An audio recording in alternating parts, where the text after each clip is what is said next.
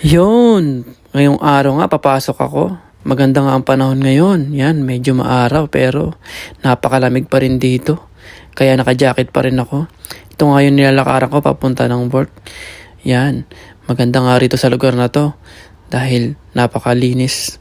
At yun, andito na nga tayo sa work. Yan, ito nga pala ang trabaho ko rito. Nasa printing company ako.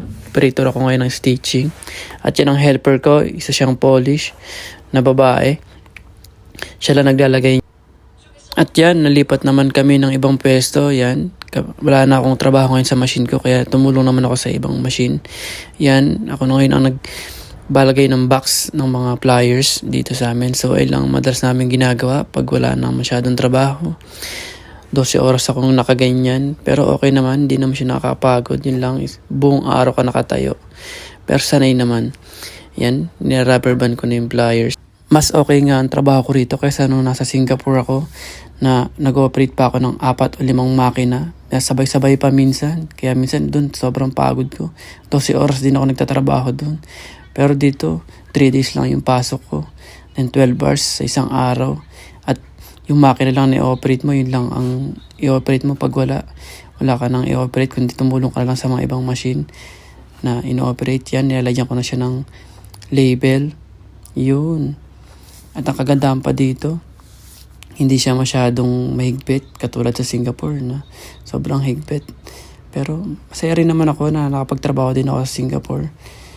And okay din naman at nakapunta na ako rito. At yan nga pala yung helper ko kanina na Polish. Yan, siya naman yung kumukuha sa machine ng pliers. At ibibigay niya sa akin para i-box ko. Yan, masipag din yung babaeng yan. Yun nga lang, medyo hindi kami masyado nagkakaintindihan. But marunong naman siya rin mag-English. Napakasipag nga din yung babaeng yan. Hindi nga rin siya mareklamo. Pangalan niya Sinita. Yan, nakita niya na binibidyohan ko siya. Tinatanong niya kung para saan daw. Sabi ko para sa TikTok. Dahil mahilig din siya mag-TikTok. Yan, nahiya na tuloy. Dahil nga sa TikTok. Yun, balik na natin. At nakikipagkwentuhan nga ako. Pa-English kahit Carabao. Nagkakaintindihan naman kami kahit Carabao. Mabait naman. Tsaka okay din naman siya kausap. Yan nga ang lagi kong kasama sa gabi dahil assistant ko rin siya sa machine ko. Kaya magkasundo kami. Kahit minsan may sumpong yan pag inutusan mo pero sumusunod din naman kaya mabait din. At yun, lunch na nga natin. Yung pinihintay na nga natin. Yan, syempre break time. Yun. Initin na natin yung niluto ni Mrs. na sabaw na may kalabasa at sitaw. Minsan na nga lang tayo makakain ng gulay. Simula na dumating si Mrs. Doon na tayo nakakain ng gulay dahil nung wala pa siya. Puro lang ako prito at saka bilis sa labas. Dahil minsan, tinatamad na rin magluto. Yun, ang bilis. 1 minute lang, ayos na yan. Mainit na yan. So yun, kakainin na natin. At yun na nga pala, karating lang din ni Mrs. At buti na lang at may tagaluto na tayo. Yan, at prinito yung isda, sarap. So Lara, let's eat. Pray muna bago kumain, syempre. Dapat, di tayo nakakalimot kay Lord na nagbibigay sa atin ng blessings. Yun, kain na tayo guys. Syempre, gutom na tayo. At ganito lang hinihintay ko. After neto, tutulog naman tayo. So 30 minutes nga lang pala yung break namin dito.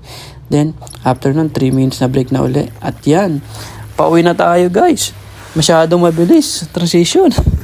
Uwi na pagkatapos kumain, di ba? Yan, nagbabike nga lang pala ako pa uwi. Yan, alas 6 na yan ng umaga rito pero medyo madilim pa.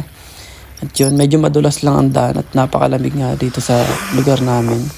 Pero ayos lang, malapit lang naman tong bahay namin. Yan, medyo maliwanag na. Dito nga sa lugar namin, di masyadong matao. Kaya yan, wala kayong makita masyadong tao rito.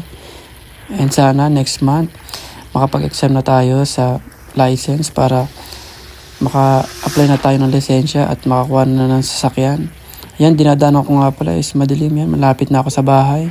At hanggang dito na nga lang. Hanggang sa susunod. Salamat. Bye-bye.